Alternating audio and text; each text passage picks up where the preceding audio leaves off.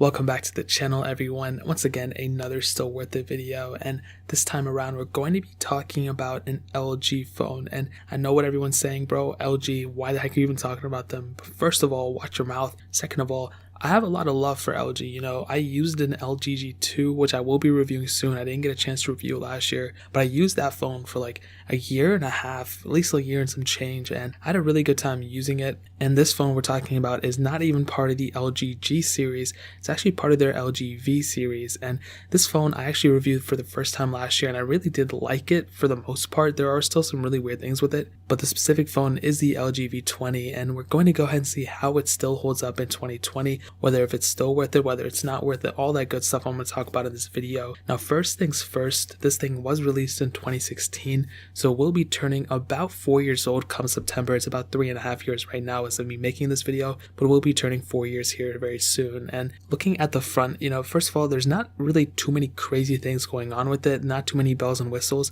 but it does have some really interesting things that even back in 2016, a lot of people weren't doing. First of all, you have that standard 5.7-inch display, which is pretty interesting, but you also have, and that one is an IPS panel. It is 1440p, so at least it's not like a bad main panel. It's really, and I mean, I think it's pretty decent. LG's been pretty decent at making their IPS panels really good. You know, I saw the same thing with, even the G5 wasn't that bad, but the G6 had a pretty good 1440p panel. But the funny thing is, and actually the cool thing, this phone has a secondary display above that regular display that is actually 2.1 inches. Now, in theory, I think it's kind of cool. Like, I think it's cool having another strip of a panel above it, but I just think it's kind of, I just think it's kind of unnecessary. LG hasn't really been able to utilize that secondary display, and I own the V10. I've owned every single V phone except for the V50, if that's even out yet. But the V10, and when I bought that one, I was like, dude, what is the point of it? Like, there's really no point. And I thought I was wrong. I thought LG would be able to eventually grow into it, but they really haven't. They've really not been able to utilize that screen, at least on the V20, even the V30, and even I think the V40 still has it too. So I think it's like kind of like a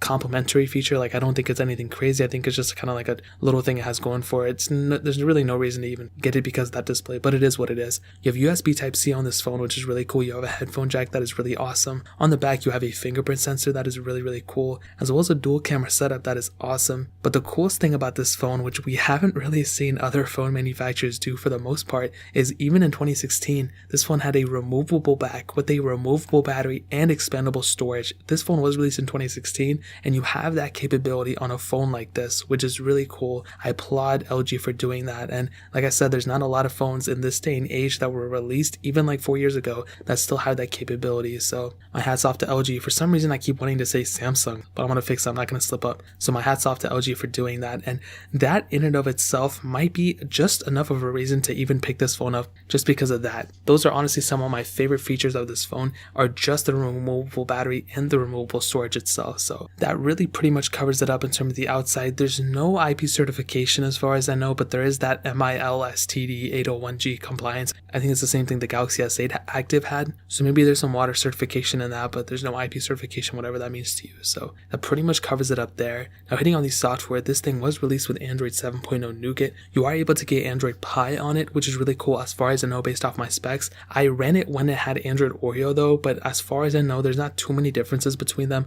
Software is software. You're basically going to get a couple cool features here and there, but the baseline is pretty much the same. But what I can tell you in terms of their actual UI and their software, first of all, I don't think this thing's getting another version of software. I think it's pretty much stopping where it's at. However, I have seen some roots and also some custom ROMs available for this thing, which that in and of itself might be a big enough reason for you to just pick it up. You know, I'm not going to sit here and say it's a huge development community, but it is a little bit, and that might be worth it to you. So I would probably recommend you to look into that if you're interested in it. But that's a really cool thing this phone has going for it. But I want to say something before I even get to the performance. The UI of this phone, and it's basically the user interface. If you look at something like stock Android, it's very minimal. If you look at something like OnePlus, they do a phenomenal job. I love OnePlus software. For some reason, LG, I don't know who they're making these phones for. They're literally making these phones for like people who aren't even children, like people who are below children. It makes no sense. Like, their UI is just so weird looking that I don't understand who their market is. I've seen even like Huawei, even like Xiaomi, their UI isn't even as weird looking as LG's. I think if LG just knocks out on the software department,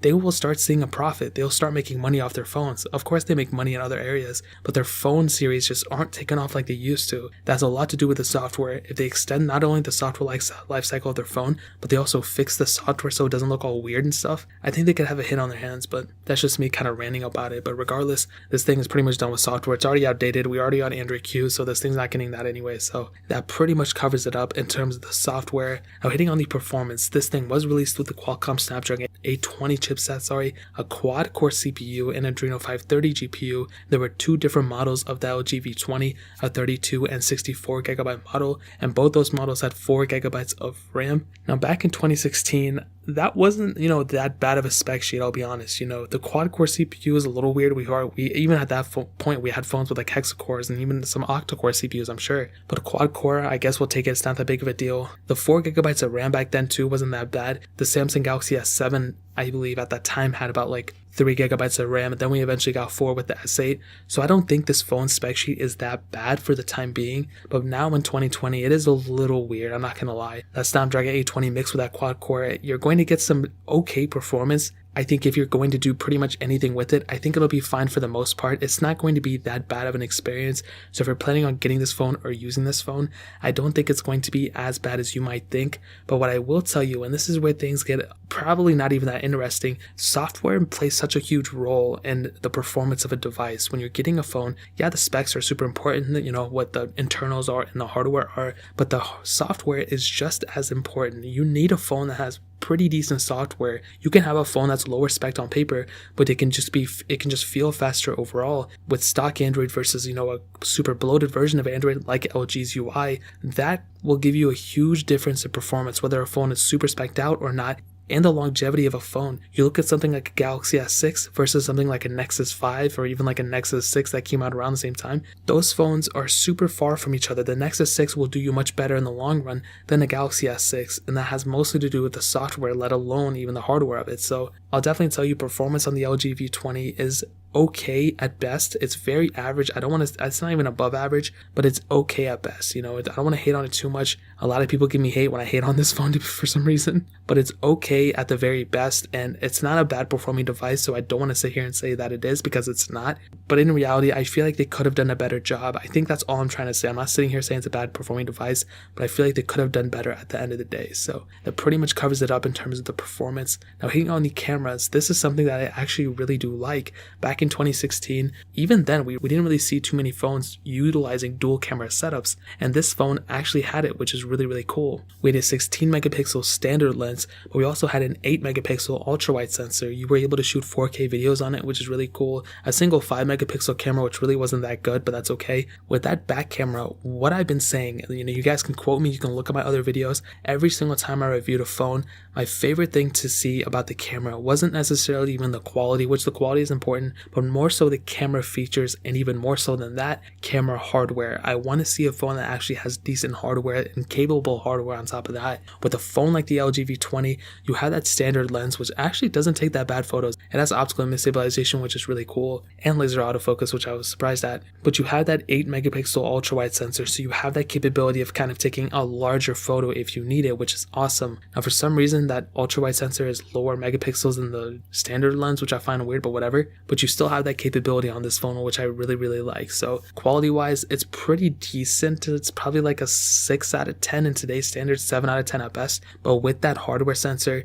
it just kind of future-proofed this thing in a way that a lot of phones, even back in 2016, even the Galaxy S8 that came out in 2017, that phone doesn't even have a dual camera setup. So I definitely have a lot of love for LG for putting that on this phone for sure. So in terms of the camera, I think it gets a thumbs up in my books. Now ending it off with the battery life, this thing has a 3200 milliamp hour battery, which that in and of itself isn't that bad. Like I don't think that's bad in and of itself. But the weird thing is that this thing does have a removable battery, which isn't weird. I actually love that a lot. That's one of the coolest things ever. This phone does have a removable battery, so you can easily go expand that battery life. I don't know if they made like expandable batteries on top of that, if they made like 5,000 or 10,000 milliamp hour batteries. They may have, they might not. I honestly have no idea. But the fact is that this thing is removable in and of itself is a humongous feature, and that should not be overlooked. That is one of the coolest things phone manufacturers have been able to do from the time where these phones have, started removing these batteries.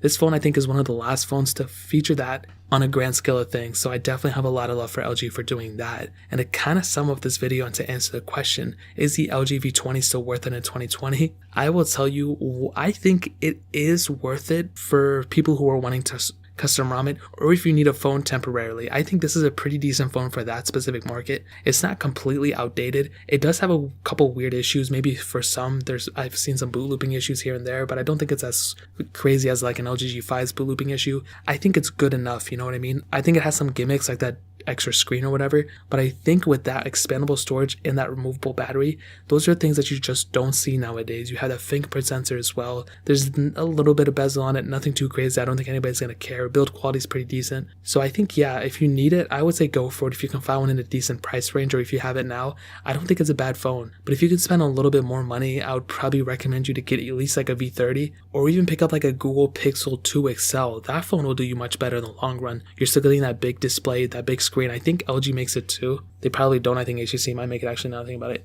But you're still getting that software support, and you're getting a lot of the things that the LG V20 has over on that phone, except for that like movable battery. But that pretty much covers it. If you want to pick up a V20 or a Pixel 2 XL, I'll find the cheapest ones on Amazon and link them down in the description below so you guys can get it from there and help support the channel at the same time. But that is pretty much it. If you guys have any other questions or anything, leave it down in the comment section as well. Hit that like button, that would mean so much, but definitely hit that subscribe button. Every single subscriber that we get really does count, so that means so much if you guys could hit that. Also, check out the other links down in the description as well. My Twitter, my Instagram, my second channel. All those links are linked down below. I'd really appreciate it if you guys could check it out. But more importantly than everything else, I love every single one of you guys. Hopefully I'll catch you guys in the next video. Peace out till then.